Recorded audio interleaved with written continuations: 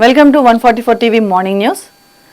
Congress party ఏదైతే ప్రచారంలో ఎక్కువగా మాట్లాడిందో దాని మీదనే ఇప్పుడు అన్నిటి మీద కాన్సన్ట్రేట్ చేస్తుందనే చెప్పుకోవాలి. ఏది అంటే ఫస్ట్ ఆస్పెక్ట్ వచ్చేసి ధరణిలో మోసం జరుగుతుంది, ప్రజలకు అన్యాయం జరుగుతుంది అని చెప్పేసి మాట్లాడారు.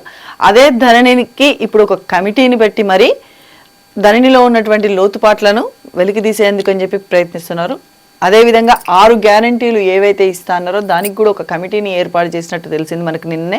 ఇప్పుడు ధరణి పోర్టల్ని పునర్నిర్మాణం చేసేందుకు గట్టి ప్రయత్నాలే చేస్తున్నాయి. అదే కాకుండా ఇందిరమ్మ గ్రామ కమిటీలకు కూడా ఒక కమిటీని ఏర్పాటు చేయటము, ఇవన్నిటికీ కూడా ప్రతి దానికి కూడా ఒక కమిటీని ఏర్పాటు చేసి ప్రతిదీ కూడా క్షుణ్ణంగా తెలుసుకోవాలనే ప్రయత్నం చేస్తున్నట్టుగా తెలుస్తుంది. ముఖ్యమంత్రి రేవంత్ రెడ్డి అయితే వీటి మీద గట్టిగానే వర్క్ ఆన్ చేస్తున్నట్టుగా తెలుస్తుంది.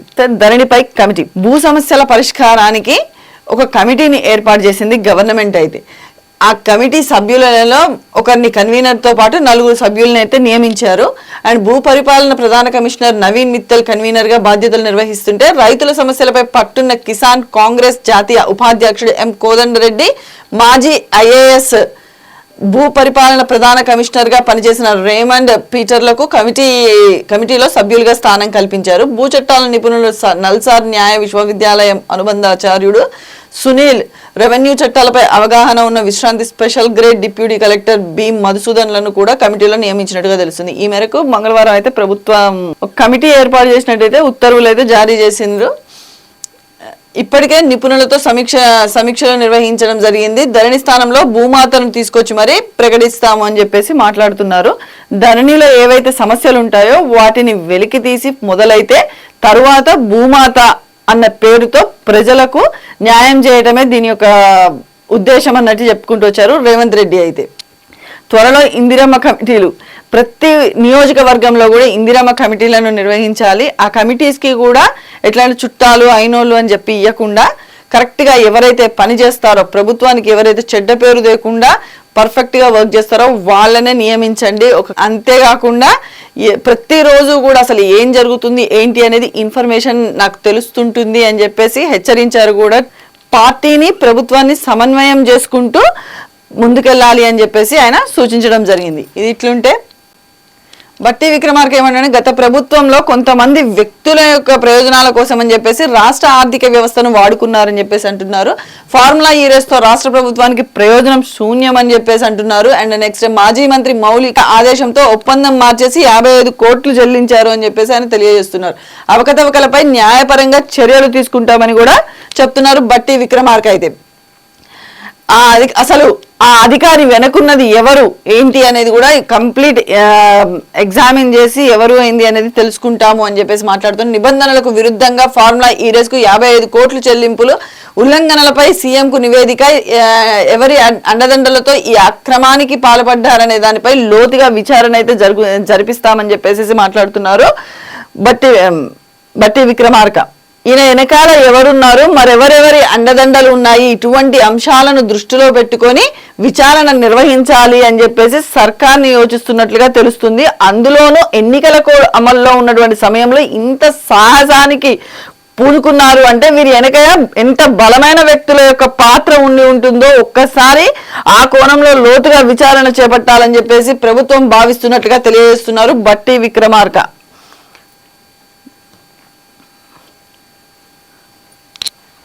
ఇక ఇక్కడ చూస్తే 3 అక్షరాల కేసీఆరే పవర్ఫుల్, సీఎం అనే 2 అక్షరాల కన్నా కేసీఆర్ అనే 3 అక్షరాలే పవర్ఫుల్ అని చెప్పేసి మాట్లాడుతున్నారు కేటీఆర్. అయితే ఎందుకు అంటే ప్రతిపక్షంలో ఉండడమే కాంగ్రెస్ కి ప్రమాదం అని చెప్పేసి హెచ్చరిస్తున్నారు. ఇటీవల అసెంబ్లీ సమావేశాల్లో చూసిరు కదా, పార్టీ పోరాట పటిమను ప్రజలు చూసారని చెప్పేసి మాట్లాడుతూ వస్తున్నారు కేటీఆర్. అయితే దీని గురించి మరిన్ని విశేషాలు తెలుసుకుందాము.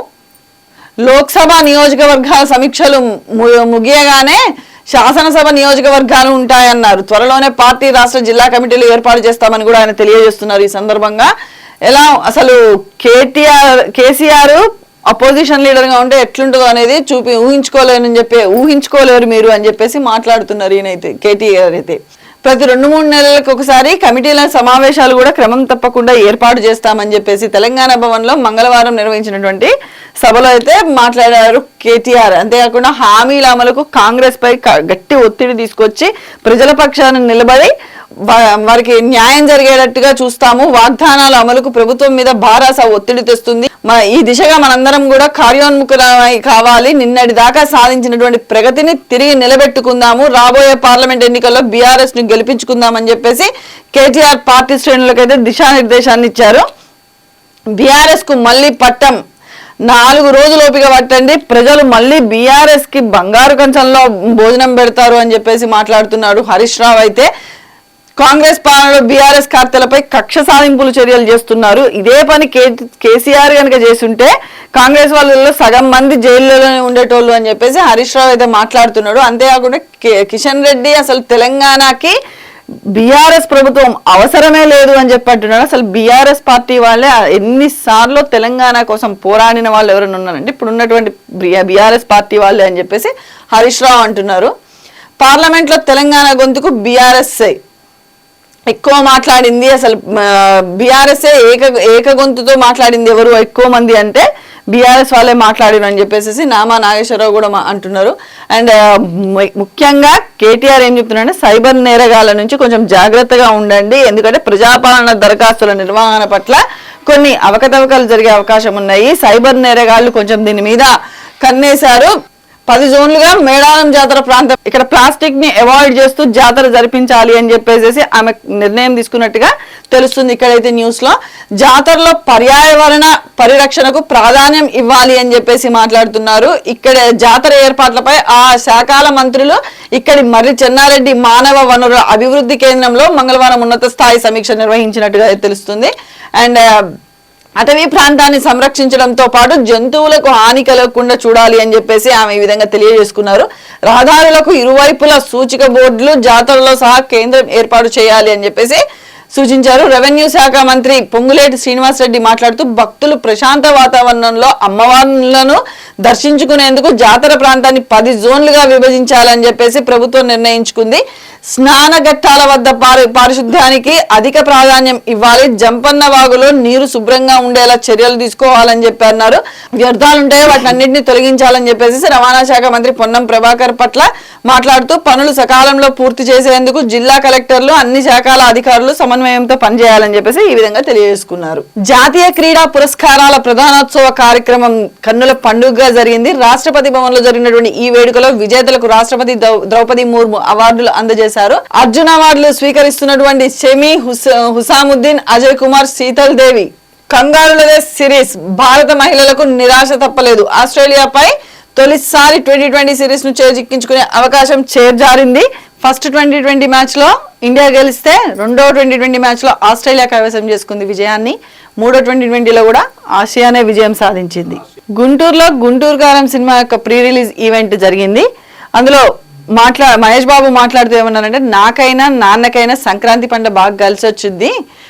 సో ఈ పండక్కి గుంటూరు కారం మూవీ బ్లాక్ బాస్టర్ కొడతామని చెప్పేసి మాట్లాడుతున్నాడు మహేష్ బాబు. అంతేకాకుండా తన 25 years సినీ ఫీల్డ్ కెరీర్ ని చూపించుకుంటూ ఒక వీడియోని ప్లే చేశారట. చాలా సంతోషం అనిపించింది. అండ్ ప్రేక్షకులు నన్ను ఇన్ని రోజులు ఆదరించి అభిమానించినందుకు వారికి ధన్యవాదాలు తెలియజేసుకుంటా అని చెప్పేసి ఈ విధంగా మహేష్ బాబు తెలియజేశారు.